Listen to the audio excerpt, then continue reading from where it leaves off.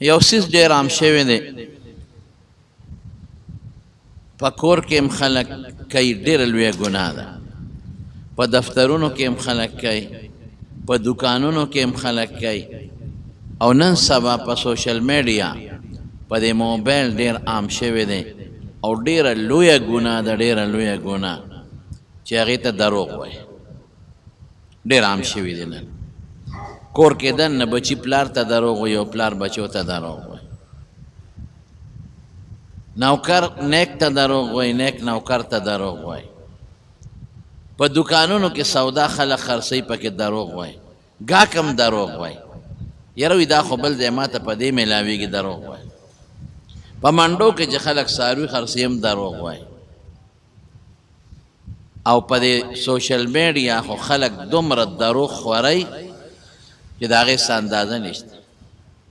او بعضې خلک د دروغو مجلسونه جوړوي، خلک خندي، د دروغو ډرامې جوړي کې دروغ دې دپاره چې خلک وخندي او پیسې پې وګټي. او د دروغو خبرې خوري، خلک راغونډوي او دروغ وایي چې خلک ورپورې وخاندي. اوس به زه نن تاسو پوه کړم، موږ ته خو دا خبره ډېره اسانه ښکاري، اوس به تاسو زه پوه کړم چې په دې الله څونه خفه کېږي. رسول الله صلی الله علیه وسلم فرمایي ویل لمن یحدث، هغه انسان چې هغه خبرې کوي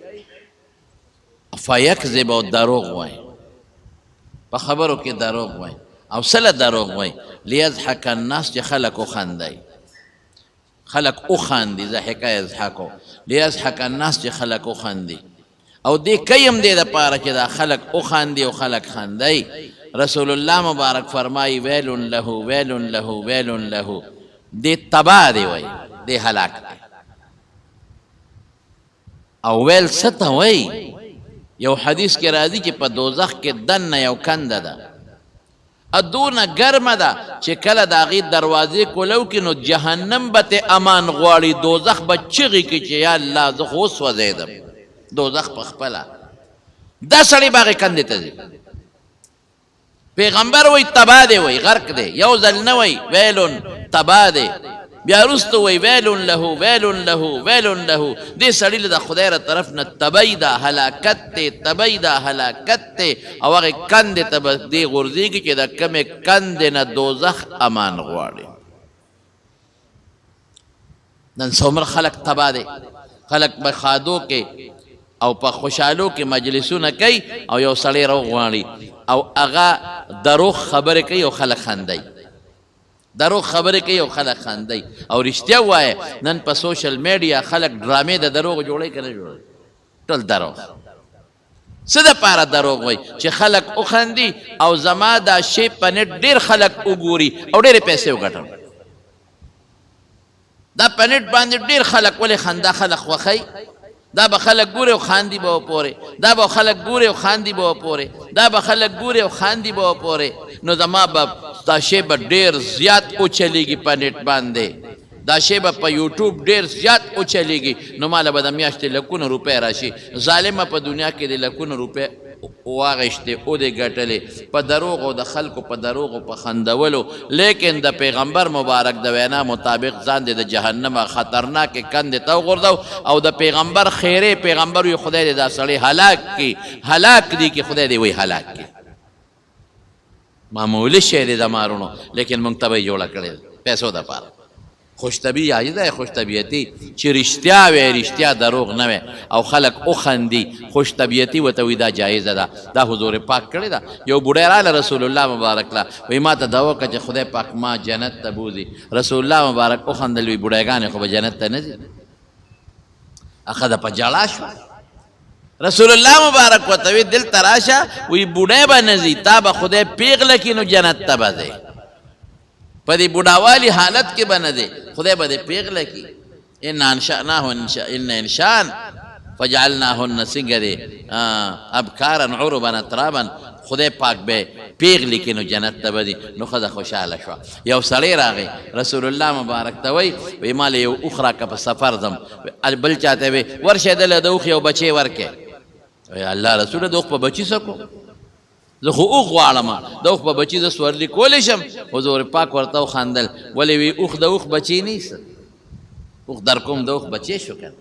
دې ته څه وایي خوش طبیعتي ورته وایي دا خیر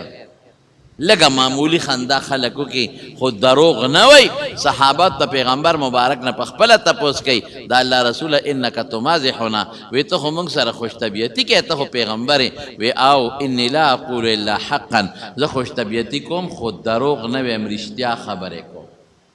امنگ سکو منگ دروغ وائے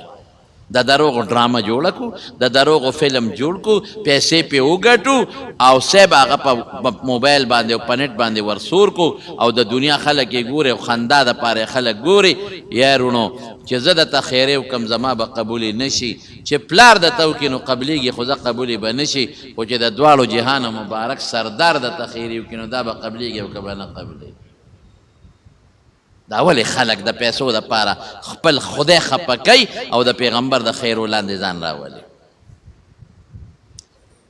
حضرت ابراهیم علیه السلام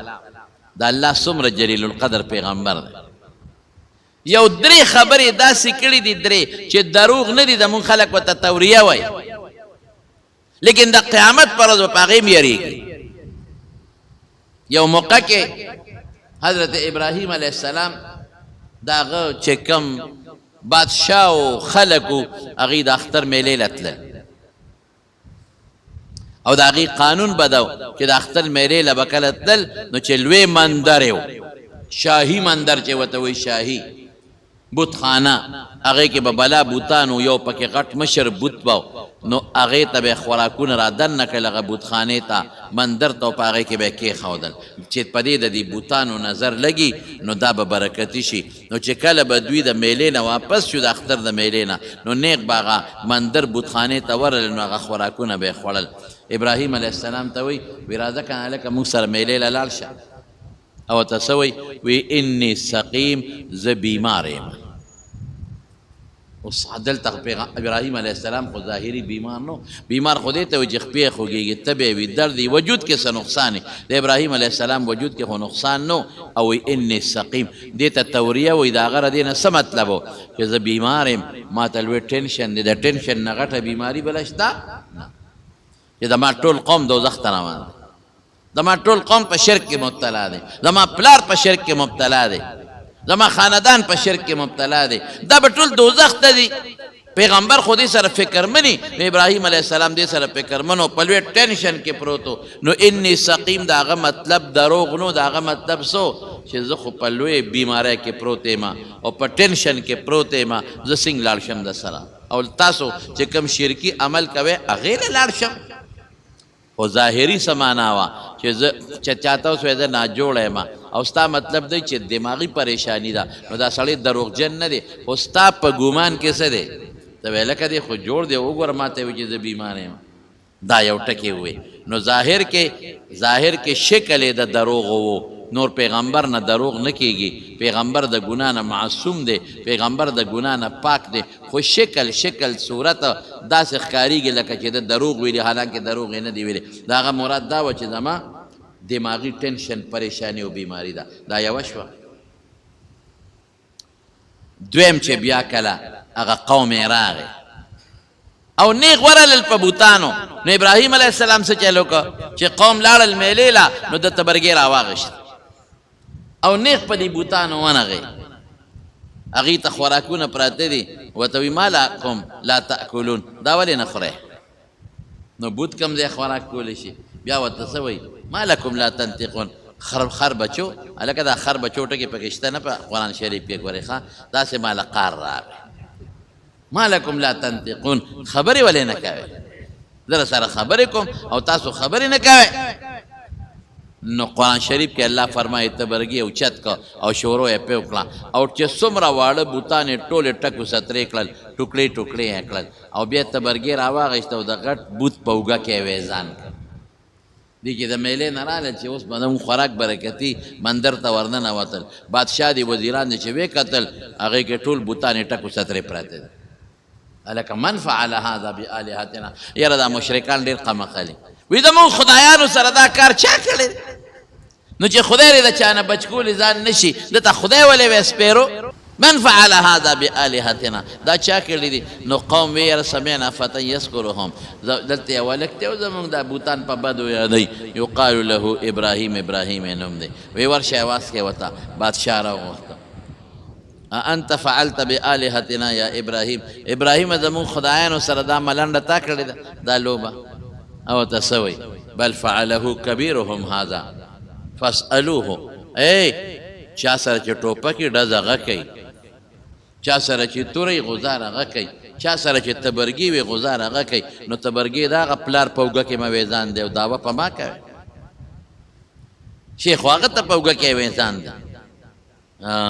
لچا غوسه شوی دی د خپلو کشرانو ته ښه او په دې ټولې شروع کړې ده او ټولې غربولې دي، ټولې ټکو سترې کړې دي، ټولې برابر کړې دي. هغې یو بل ته وکتل وی تپوس وکړې بابا جي نه ته بری اوږه کې پروت دی لږ معلومات دې وکړې تپوس دې وکړې. بس هغې خو اوس که دا و چې دی خو خبرې نه شي کولی نه تپوس دې کولی شو نو خبره خو ابراهیم ټیک شو چې خدای ورته ولې وایي. پټ یو بل ته ویره وي مونږ لملویت تبی د مونږ د خدای غرق کې د دې خلکو مونږ عبادت کوو چې نه ځان بچ کولی شي. دلته اوس ابراهیم علیه السلام څه وی بل فعله کبیرهم هذا دې مشر دا لوبه کړې ده. او ظاهر کې خو مشر دا نه دی ویلی او ابراهیم وی نو ظاهر کې شکل د څه شو د دروغ نه دی دا ته اوس ویمه دروغ نه دی خو شکل یې د څه دی د دروغو. نور پیغمبر خو د ګناه نه محفوظ دی دروغ نه دی. هغه چې دا خبره کوله د مقصد نو چې د دا کار کړی دی، مقصد یې دا قوم پړکولو، مقصد یې دا قوم په دې پویولو چې قوم به په خپله وایي چې دا بود دا کار نشي کولی. نو چې دا نشي کولی خپل بچي نشي بچ کولی غوزار نشي چلولی نو زوی به خاورې درکړي، د بیمارۍ نه به د خاورې جوړ کړي، عزت به دله خاورې درکړي. عزت او ذلت به هغه ذات کوي چې ټول مخلوق او ټول انسانیت او ځمکه اسمان د هغه په قبضه قدرت کې دی چې هغه رب العالمین دی. دا دویمه شوه. دریم څه دی؟ دریم چې کله د مصر نه ووته دا عراق د بابل ښار نه نو په لاره د مصر بادشاه دا خبره ما د اختر نه مخکې څه کړې یم د لږه ډېره خو دې مقصد دی درته وایم. نو هلته یو ظالم بادشاه نو چې چا سره به خشته جینۍ و نو هغه به یې ترې رانیوله بس زناکارو بربنډو بدعملو. بیا به یې څه کول چې چا سره به خاوند و نو خاوند به یې وله وجه ځکه خاوند دا ډېر لوی غیرت ګڼي چې زما ښځه ما نه څوک بوځي او بدعملي دې وکړي نو خاوند به یې وله مړ کړه. ولې که دا ښځه مې خوښه شوه بس ځان سره به یې کوم خاوند یې څه کوي مړ یې کوي. او که د چا به خور وه نو هغه رور به یې وله نه وجه، خور به یې ترې واخېسته او ورور ته به یې وله څه انعامونه هم ورکړل چې زه تا له انعام در کوم دا جینۍ مې خوښه ده. نو ورور به یې وایي زه خو د بادشاه خواله لاړم ښه خو نه دي خو ځه خاوند خو نه برداشت کوي، رور خو بیا هم برداشت کوي چې زره چا په نکاح کې بشي نو د خاوند ښځه خو څوک نشي ساتلی. نو ابراهیم علیه السلام چې روانو نو کارنده و پولیس والاو د مصر بادشاه ته وی داسې یو سړی را روان دی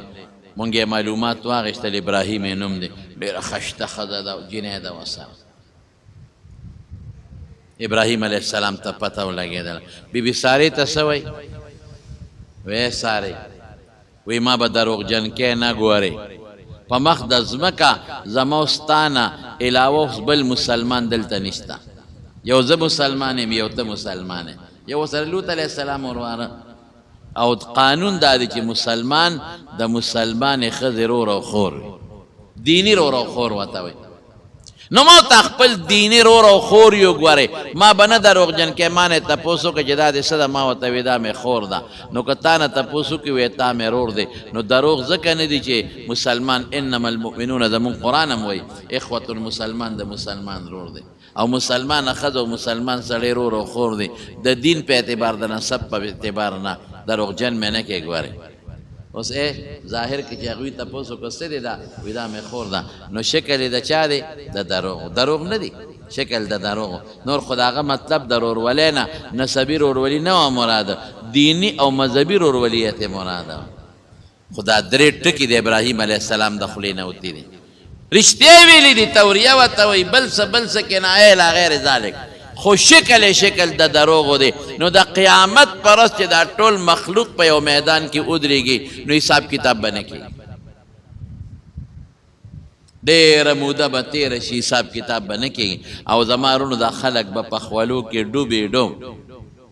د آخرت خوله د دنیا د خولې په شان نه ده دنیا کې خو اوبه خپله سطح هواره ساتي او آخرت کې چې چا نه خوله وبېدله د چا نه نو هغه خوله به هغه پورې ولاړی هغه پورې او نور به دونه ښکته شوي حضور پاک فرمایي یو میل به دا نور را نږدې وي یو میل او خلک به په دې خولو کې خوټ کېږي خو مرګ شته دی نه د چا د کونډو پورې په خولو کې ډوب څوک د نامه پورې څوک د سینې پورې او څوک د دې خولې پورې دومره خطرناک تاو دی نو دا خلک به په دې تاو کې ډوب پراتی او بعضې نیکان خلک الله دې پکې مونږ حساب کړي هغوی به د الله د عرش د سوري لاندې په یخو هواګانو کې ناستي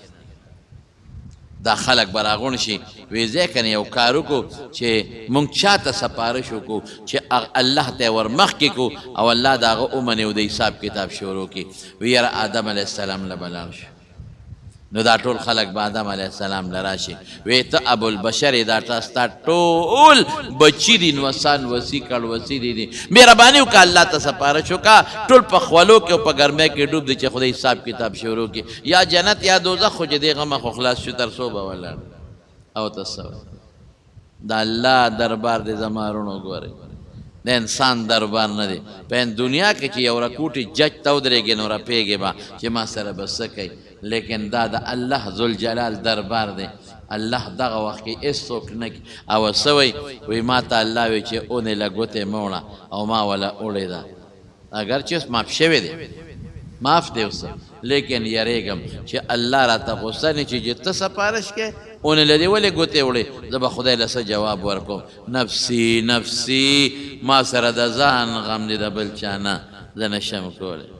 موږ څه وکړو یاره ما نه پس یو بل لوی پیغمبر تېر شوی دی نوح علیه السلام هغه له ورشئ نو چې نوح علیه السلام له دا خلک ورشي ای نوحه